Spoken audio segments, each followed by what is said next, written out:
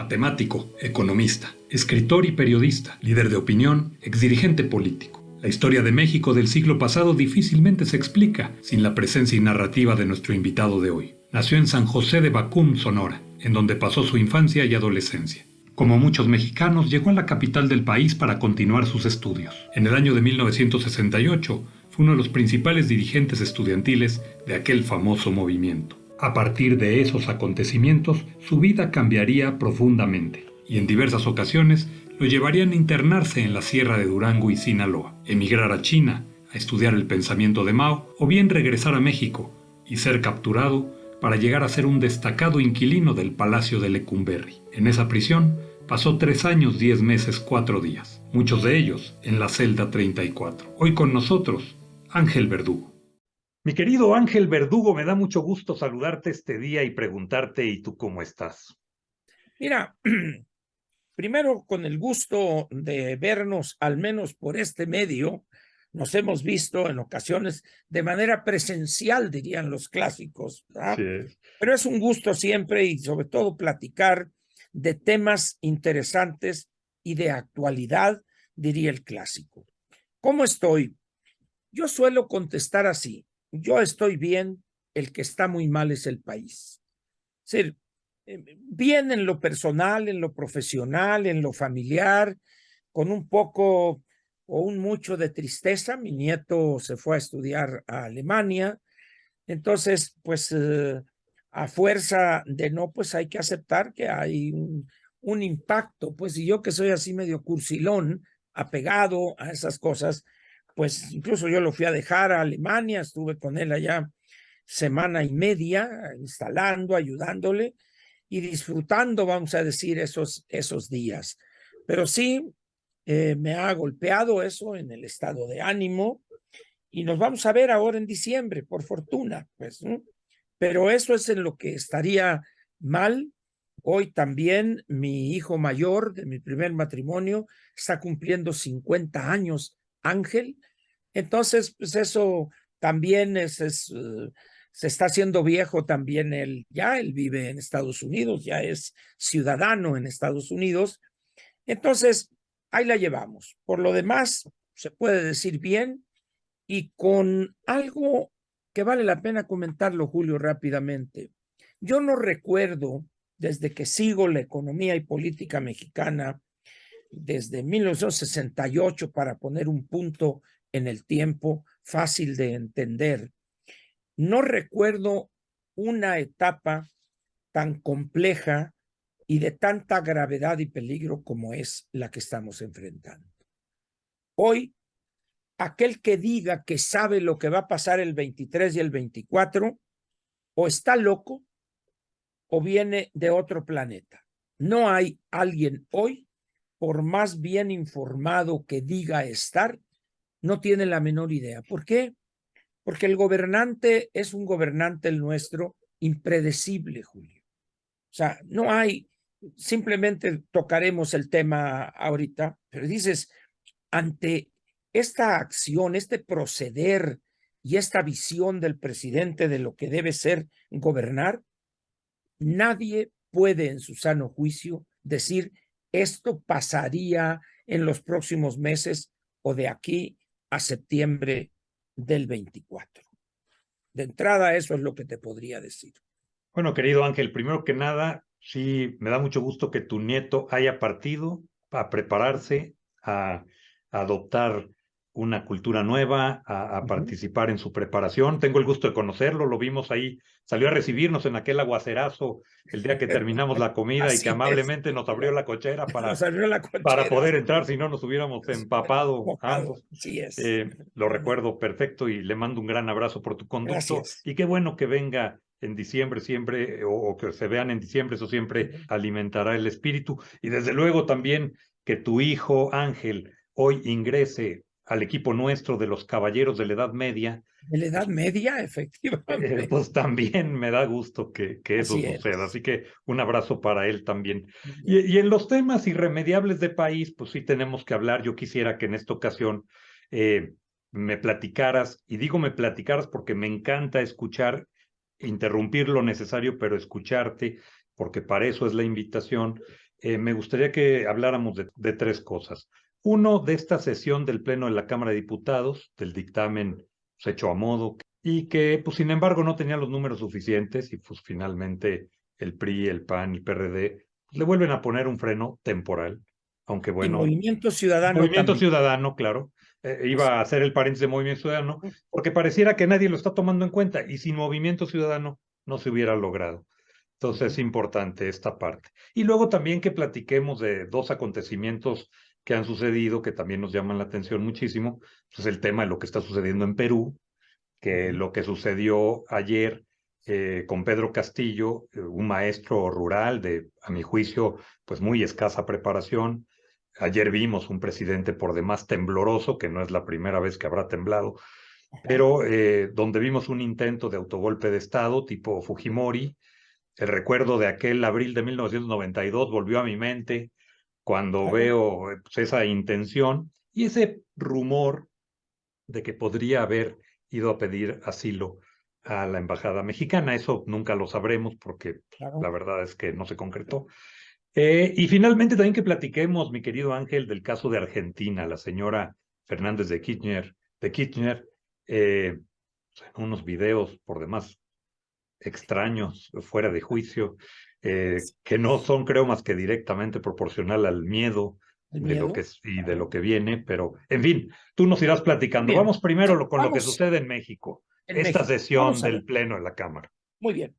Debe decirse que en la Cámara se dieron o se dio la discusión de dos instrumentos, de dos iniciativas completamente diferentes, si bien relacionadas con el tema electoral, ambas, pero de carácter en términos parlamentarios y jurídicos diferentes. En el primero, una iniciativa de 900 páginas, ya te puedes imaginar el peso del ladrillo que eso significaba. Y el segundo, en otra sesión, aun cuando fue el mismo día, del Plan B como consecuencia del rechazo anunciado a la primera. Muy bien, vayamos entonces a la parte primera, la iniciativa de reforma constitucional. Esta es una iniciativa que el presidente envió en abril de este año. Es decir, no fue una iniciativa que la mandó anteayer o hace 2 días.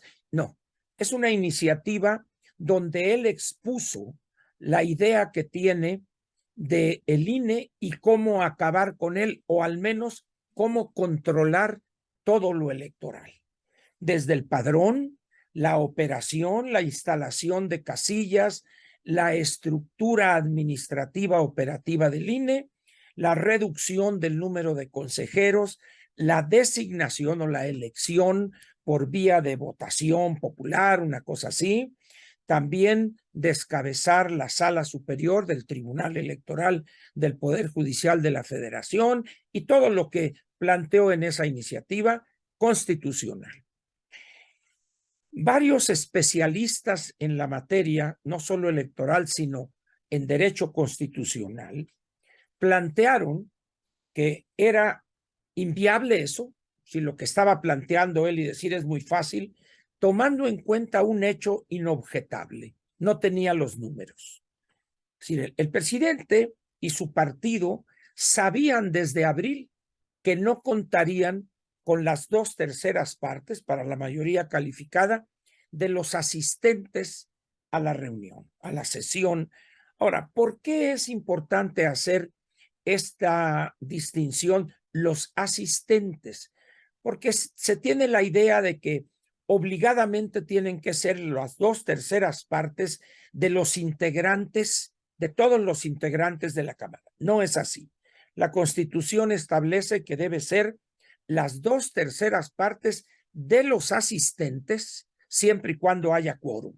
Es decir, cuando menos hayan 251 ahí, y en ese momento hay quórum y viene la discusión. Ahora bien, Que cabe aclarar que ayer hubo 269 votos, de los cuales a favor, 225 en contra en contra y una y abstención. una abstención. Que esa me Ahora llamó la bien, atención, la una abstención la veo abstención. totalmente. Ahora, hay que aclarar también que en tratándose de reformas constitucionales de esta envergadura e impacto, prácticamente siempre está la totalidad de los integrantes. Esta vez estamos hablando de 269, no, 269 más 225, nos da 494 más una abstención, son 495.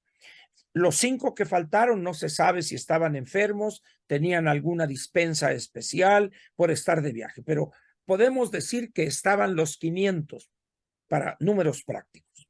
Requiere el promovente de su reforma constitucional 334.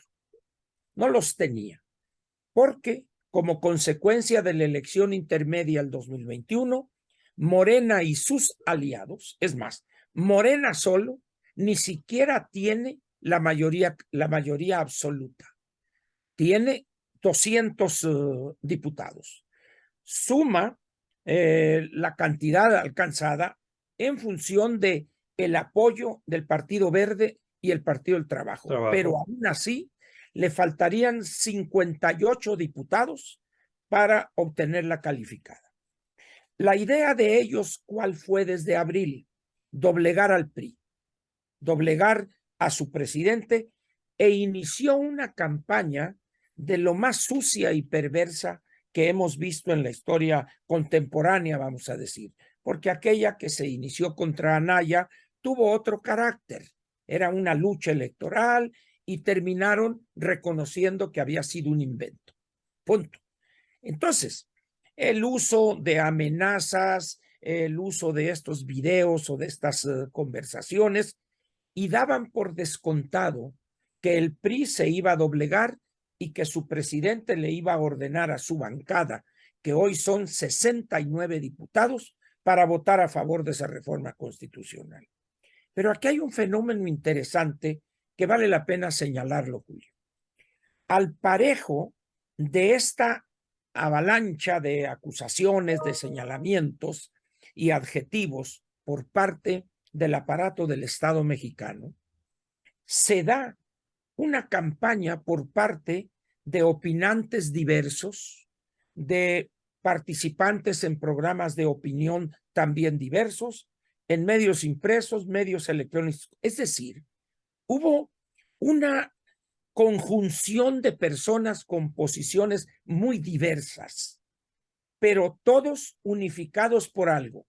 El PRI es un partido desacreditado, Alito es un esto, es un otro, era el nuevo chupacabras Alito, y es traidor, y se va esto, y en eso se une incluso 2 integrantes de la Alianza Va por México, Marco Cortés, que es el PAN, y me extrañó muchísimo mi querido paisano Jesús Zambrano del PRD. Sí, caray. Entonces, como dicen en mi tierra, lo que no suena lógico, suena metálico. Y lo metálico puede presentarse de diversas formas. Pero era una cosa sorprendente que cada vez que Alejandro Moreno decía, el PRI no va a aprobar, la andanada se intensificaba. Y no vamos a ceder, y háganle como quieran. Nomás le faltó a Alejandro Moreno decir, como dicen en mi pueblo, un borrachito que había en mi pueblo, decía, y no se me vengan en bola nomás de 15 en 15, decía. Entonces, en vez de decir, oye, Alito, a ver, ¿cómo está eso? ¿Por qué dices esto? No, la andanada recobraba brío y se lanzaba. ¿Y qué fue lo que pasó, Julio? Que no solo se votó en contra los 69 del PRI, sino que la totalidad del PAN, la totalidad del PRD, y se unió también en algo que nadie esperaba, Movimiento Ciudadano. Sí. Ciudadano. Entonces dices, a ver, todos aquellos que hablaban de que se iba a doblar el PRI, nadie ha dicho, oye, me equivoqué.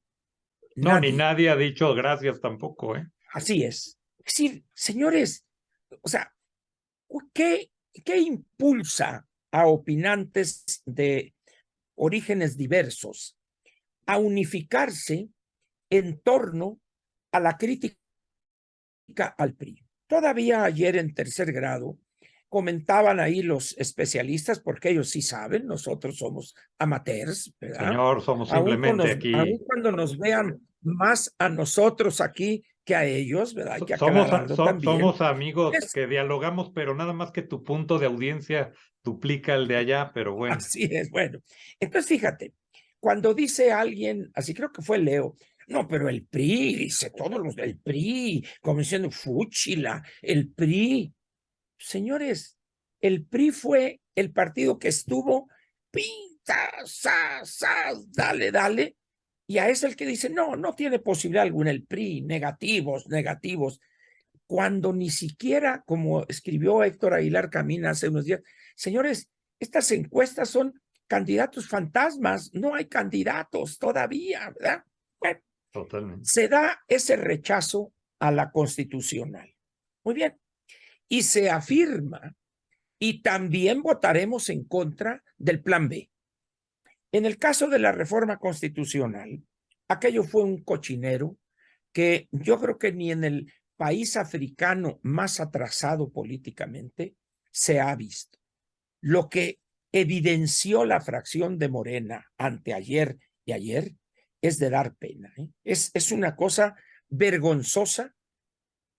Es más, el secretario de Gobernación anunció las 2 sesiones antes de que el mismo señor Mier, diputado Mier, hubiera negociado con la Junta de Coordinación Política. Dices, oigan, señores, cuiden las formas al menos. Bueno, se llama visión holística, mi Es querido. efectivamente con una cosa integral, ¿verdad? Bueno, entonces sucedió lo que tenía que suceder.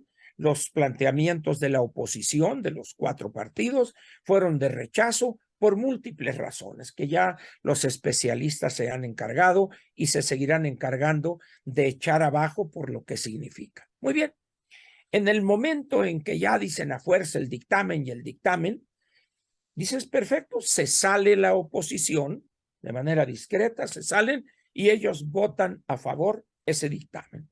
Muy bien. De inmediato un receso y viene el plan B, que son modificar 450 artículos en una iniciativa de 300 páginas. Y otra vez, oiga, pero no lo hemos leído, no importa, pero ustedes van a votar así. Y lo hacen. Y sacan adelante eso, que es otra aberración. ¿Por qué?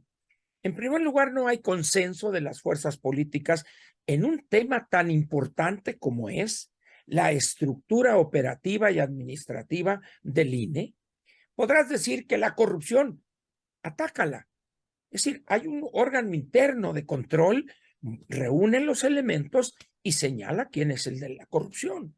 Ahora, si en un determinado momento se cae en esa visión aldeana, pueblerina, de que nadie debe recibir un ingreso mayor que el presidente de la República, pues dices, ¿a qué se debe eso?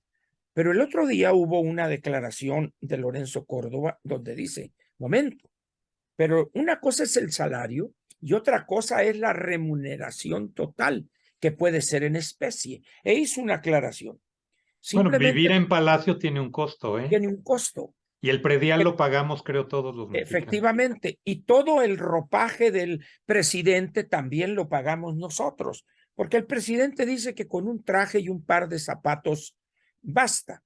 Yo paré de contarle las guayaberas cuando llegué a 50 y dije, no tiene caso seguirle. Entonces decir, oye, con 200 pesos en la bolsa, pues no compras ni los botones. Entonces, ahí hay una situación de una falsa modestia, de un casi un voto de pobreza monacal, y dices, a ver, señores, estamos en el tercer decenio del siglo XXI, en una economía abierta, donde la economía premia el talento y los resultados que ese talento le produce a la empresa o a la institución.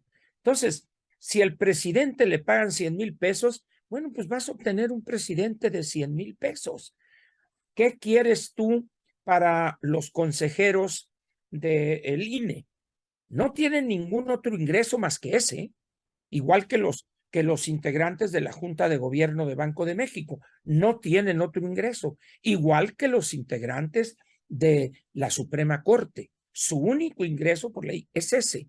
Por eso se les da ese nivel de ingreso, pero además la experiencia que tienen para llegar a ese punto es una garantía, en primer lugar, de imparcialidad y de resoluciones sustentadas. Y tomo el ejemplo de la Junta de Gobierno de Banco de México. El manejo inteligente y producto de la experiencia de la política monetaria es una gran utilidad para el país entero. El que se equivoque la Junta de Gobierno en subir medio punto de la tasa de interés cuando no es el momento adecuado o bajarlo cuando no es el adecuado, eso causa una pérdida irreparable en decenas de miles de empleos perdidos, en aumento de la tasa, etcétera, etcétera. Por eso le pagas a esa gente eso, porque son los mejores. En un país de 128, 130 millones, son 5 los mejores.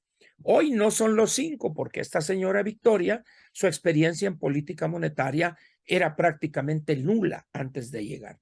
Pero los otros 4 son unas chuchas cuereras en materia de política monetaria.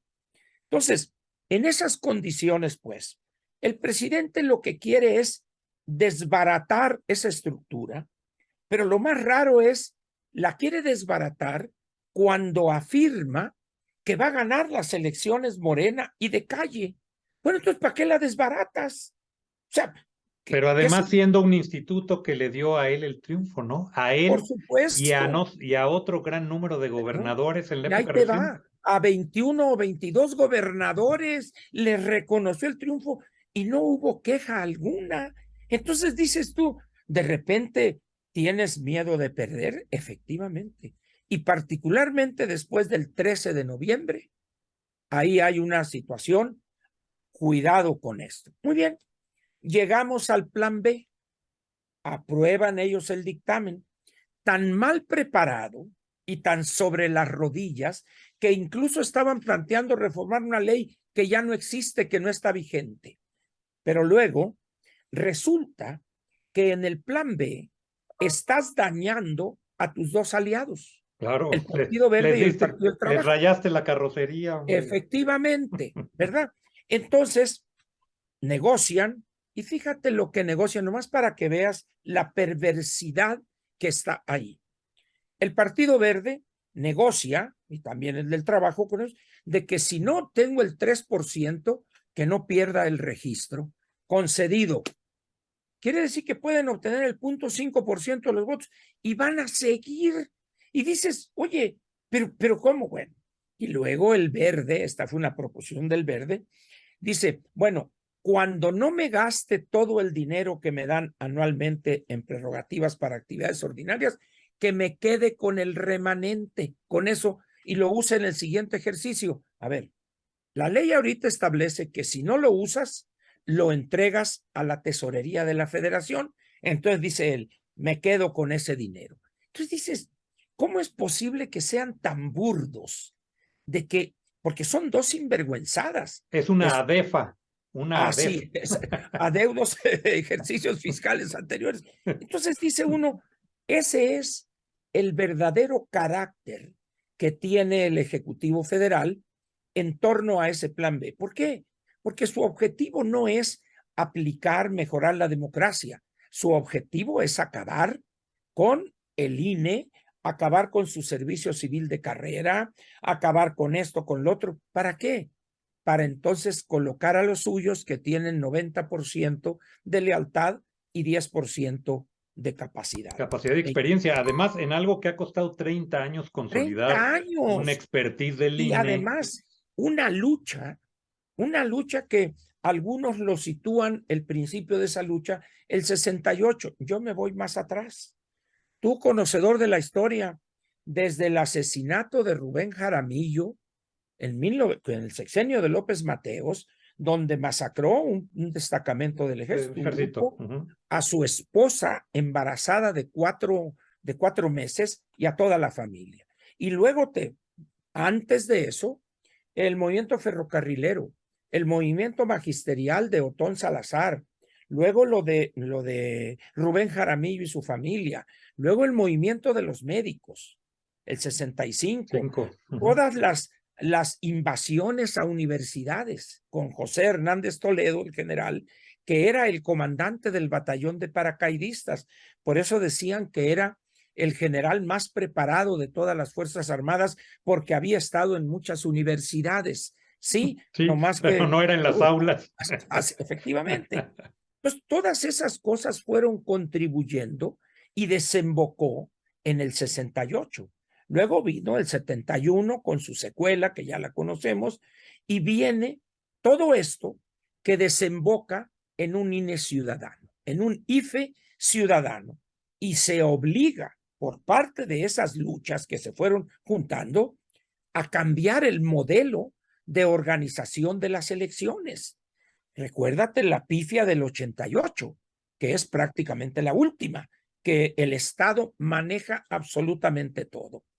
Entonces, llegar y de repente un gobernante que llegó en las mejores condiciones y el INE organizó de manera impoluta la elección, además que obtuvo una sobrerepresentación en la Cámara de Diputados del 16%. Es decir, todas esas cosas y de repente quieres acabar con el INE. No, lo que quieres es ver cómo preparas desde ahorita la sinvergüenzada para dejar a alguien de tu partido. Y eso es lo que votaron ciegamente sus integrantes de la fracción y los del PT y los del Partido Verde. Muy bien, ahí es donde empieza lo interesante.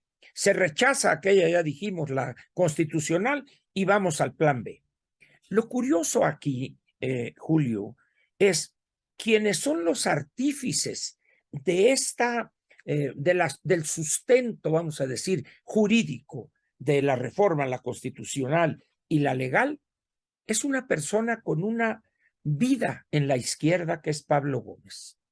Pablo Gómez era un cuadro profesional de la Juventud Comunista y el Partido Comunista. Un hombre que de ahí pasó, ¿te acuerdas? Al PSUM, luego al PRD, que ha sido múltiples ocasiones legislador, sea en la Asamblea del Distrito Federal, en el Senado, en los diputados, etcétera. Entonces, él, ante quedarse sin chamba, porque lo derrotó al buscar la Diputación Federal, lo derrotó Cuadri, si no me equivoco, en un distrito de la alcaldía de Coyoacán, ¿ya? Entonces dice, ¿cómo?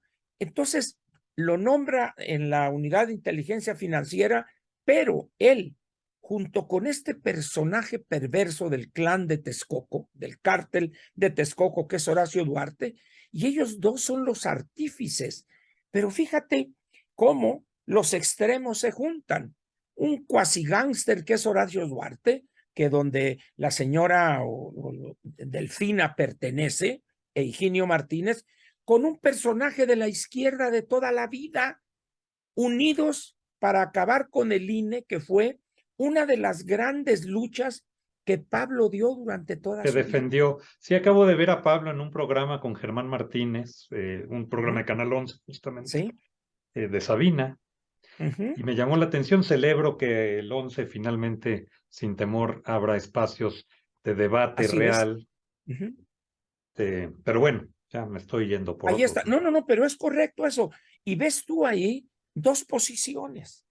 Germán Martínez, un hombre de los miembros, vamos a decir, históricos del PAN, un hombre que se forma con Lujambio, con Castillo Peraza, Peraza. así es. Entonces, un hombre que está en Morena, da un brinco y luego se sale, se pelea y está en el grupo plural, pero dice sus cosas con argumento. Pero Pablo, usando viejos clichés, quizá dignos de esa etapa estalinista que a él le tocó vivir y promover y fortalecer en el Partido Comunista, de todas maneras, dice uno, ¿cómo puede ser esto? Bueno, es que en un determinado momento la dignidad es una mercancía escasa hoy en este país, muy escasa. Claro que lo es. Muy bien, entonces llegamos al punto del plan B. Muy bien, Fast Track, aquí está. Creo todavía ayer a las 7 no enviaban la minuta. Vamos a suponer que hoy ya la recibió el Senado, pero ahí, antes incluso de que llegara, aparece el que hoy ocupa el espacio del salvador de la democracia mexicana. El héroe de Zacatecas. Si a ti te hubiesen dicho, y a mí, a los dos, todos comiendo, oigan, ¿saben ustedes que el que va a salvar el punto en esta batalla es Monreal? Los dos hubiéramos dicho, oye, por favor, ¿no? Si Monreal ya está fuera de Morena. No. Pues hoy, Tú y yo hemos hablado amplio de Monreal aquí. Y yo efectivamente, tengo meses diciendo que no le perdamos que no la le perdiéramos vista, la pista. claro, y ahí está. Ahorita, prácticamente todo el mundo está así. ¿Qué va a hacer Monreal?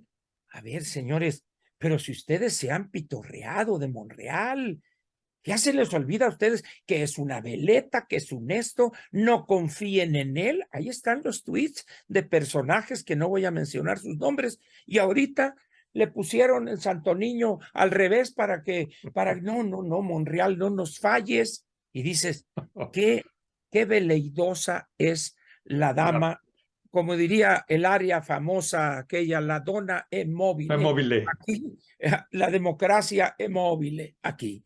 Entonces, ¿qué dijo Monreal?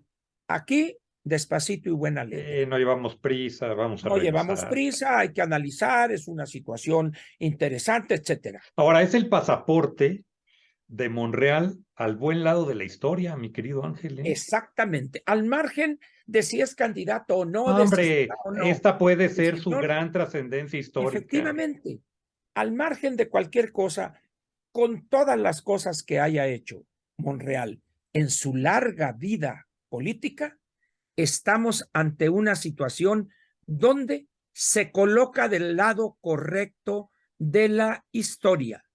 Esa es la realidad monda y lironda. Entonces, ¿qué es lo que sucede pues con Monreal? Simple y sencillamente dice Monreal, esto hay que hacerlo correctamente. Nada más, no está diciendo nada más, pero parece que en este gobierno, el que un legislador, que es un poder, que es un poder diferente al ejecutivo, señores, hay que hacer las cosas correctamente, se convierte en el depositario de la suerte de la democracia mexicana. Pues si no en el depositario, en la esperanza, ¿eh? En la esperanza de la democracia mexicana. Entonces dice uno, a ver, señores, vamos a suponer que el martes en la sesión Monreal ratifique esa posición, se arme el debate y se llegue al fin del periodo rechazando o no aprobando el plan B. Se acabó el intento del presidente de desaparecer el INE y crear una cosa medio rara ahí para encuestas y consultas, etcétera. Y ese resultado, Julio, prefigura algo todavía más difícil y sombrío para Morena en el 24. Esa es la importancia de lo que estamos viviendo ahorita en términos de la democracia mexicana. Yo esperaría que una vez resuelto esto y si se dan las cosas como deseamos y esperamos, aquellos que se pitorrearon, que ofendieron a Monreal, que ofendieron a la Alianza Va por México, a Alejandro Moreno, al menos muestren humildad y digan me equivoqué. ¿Y por qué saco a colación esto? Acaba de publicar este lunes un artículo muy interesante, Jesús Silva Herzog Márquez, de una política que estableció el New York Times hace algunos meses, donde pidió a sus editorialistas que escribieran sobre lo que ellos consideraban que se habían equivocado. Y así Paul Krugman, Morín, etcétera, todos. Y entonces toma ese ejemplo Jesús Silva Herzog Márquez y dice, me equivoqué porque no consideré a López Obrador así, etcétera, etcétera. En ese tenor yo les pediría a todos aquellos que juzgaron con el dedo flamígero de la moral republicana a la Alianza Va por México, a sus tres partidos integrantes y a sus dirigencias y a Ricardo Monreal Ávila, que reconozcan que el juicio que hicieron fue equivocado y se unan a esa lucha para seguir defendiendo al INE y hablar ahora sí ya no en contra de Alejandro Moreno, de Ricardo Monreal, sino enfocar sus baterías a aquel que está intentando, ese sí, con la fuerza del Estado, dinamitar al INE y controlarlo, prácticamente llevándolo a la destrucción y sustituyéndolo con una bola de ineptos y sinvergüenzas, como ha sido la experiencia de aquellos lugares a donde ha llegado, en organismos autónomos, a donde ha tocado la mano Morena, lo ha echado a perder. Eso es lo que pienso de ese proceso. Muy bien, mi querido Ángel, coincido en muchas cosas, obviamente. Y oye, vamos a dos temas, nos quedan pocos minutos. Vamos Nos quedan unos rápidamente. minutitos, pero el tema Perú a mí me llama la atención, un intento de autogolpe de Estado, Mira, pues por el buen Pedro Castillo, que bueno, pues la verdad. Tú lo dijiste hace unos minutos, Julio. Un hombre, un maestro rural, con todas las limitaciones de Perú de un maestro rural. Un hombre poco informado, con pocas luces y poca capacidad analítica, y llega en una coyuntura donde, fíjate, por una serie de pleitos y de mezquindades políticas encabezadas por los adeptos a Keiko Fujimori, tumban a Pedro Kuczynski, que era un presidente de primera, con una razón absurda, pero el caso es que sale del gobierno. Y en ese momento se da espacio para que un demagogo, un ignorante como Pedro Castillo, llegue a presidir o llegue a ocupar la presidencia de un país en una situación crítica, y llega una persona que no tiene ni la experiencia, ni la presencia política, ni la autoridad política para encabezar la salida de ese berenjenal en que se metieron. Entonces, que era de esperarse lo que sucedió. El hombre, además, con una serie de acusaciones de corrupción. ¿Y qué tenemos ahorita? Que el Congreso, prácticamente desde el principio de su mandato, empezó a señalarlo de corrupto, dando elementos, incapaz para gobernar, incapacidad mental para gobernar, de tal manera que era un fin anunciado de un gobernante inepto, y que además, en vez de reconocer sus debilidades, al poco tiempo de que toma posesión, ya tenía creo que 2 o 3 gabinetes, porque muchos le habían renunciado. En esas condiciones intenta la peor de las jugadas, un autogolpe. Tú recordaste lo que hizo Fujimori, no más que Fujimori lo hizo, si aquellos que se acuerden de la situación de Perú hace 30 años, acuérdate de Sendero Luminoso, claro, y la tragedia que representó para Perú esa organización. Sí, una coyuntura totalmente diferente. Totalmente diferente, y con un hombre y apoyado por un personaje que sabía de la perversión política y la operación política, que era Vladimiro Montesinos. Claro. Así es. Entonces, que era el perverso tras el trono, era el Fouché de la Conasupo, diríamos aquí, ¿verdad? Y tenemos a Pedro Castillo, un pobre hombre que es lo único que lo distinguía era ese sombrerote. Nada más. Sí, a ver, logró lo que nadie, toda la oposición el día de ayer, 101 votos. 101 votos. Contra 6. Cuando en las votaciones anteriores jamás pasaron de 87. Es decir, señores, vean ustedes lo que ocasionó, pero además lo hace sin tener la preparación mínima, sus, vamos a decir, apoyadores, organizarlos para marchar en apoyo. Sí, no, nada. Que no le da. Fue una microocurrencia, ¿no? Efectivamente.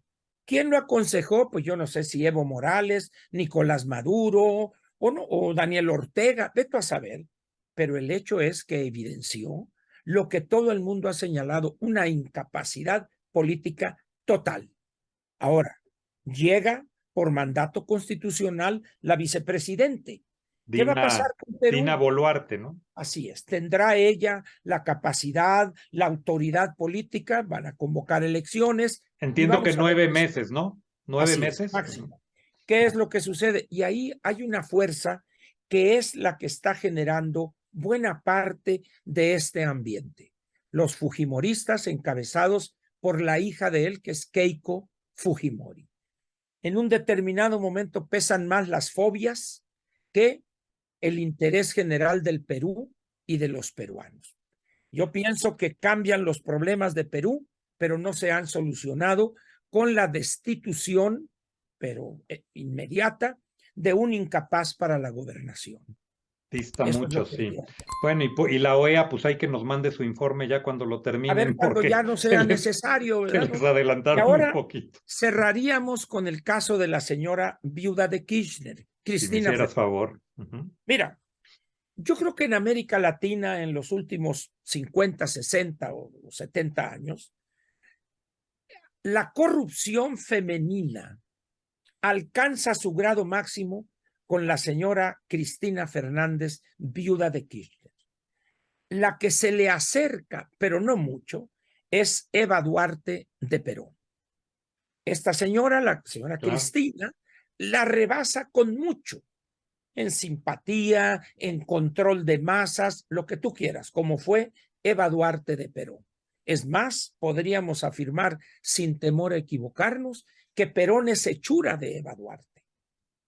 En cambio aquí, Néstor Kirchner es hechura en materia de corrupción de la señora Cristina Fernández. Ahora, ¿qué vimos ayer en esos videos? Una mujer enloquecida, desesperada. ¿Por qué razón? Porque ya la sentencia ha llegado, se salva de ir a la cárcel hoy porque tiene fuero, el cual desaparece en noviembre del 23. A partir de ahí, solo un milagro podía salvarla a ella de ir a prisión. Es claro para los argentinos la corrupción ofensiva de esta pareja, y cuando enviuda, cuando muere Néstor Kirchner, pues queda la señora Cristina Fernández. Pero además es una piedra en el zapato para Alberto Fernández, porque prácticamente ella pretendía y pretende ser el poder tras el trono. Claro. Un gran obstáculo para que gobierne Alberto Fernández de acuerdo a sus ideas es precisamente la señora Cristina Fernández, viuda de Kirchner. Y el ejemplo que da ese poder judicial argentino en autonomía y decisión para que no les tiemble la mano es ejemplar para América Latina. Ejemplar.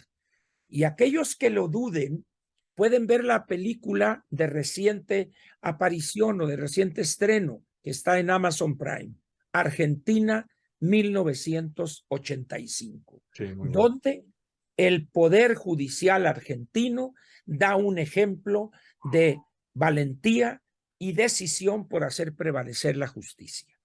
En esas condiciones es una gran enseñanza para nosotros frente a la pusilanimidad que ha mostrado el actual presidente de la Suprema Corte, el señor Saldívar, pero que ya le quedan unos cuantos días y esperemos que el cambio de presidente de la Suprema Corte sea para bien y no llegue una persona similar en cuanto a columna vertebral flexible y sea una persona digna, que una serie de asuntos que están ahí acumulados desde hace años los resuelvan a la brevedad para seguir construyendo la democracia de este país. Muchas gracias, mi querido Ángel. La verdad es que un placer escucharte siempre.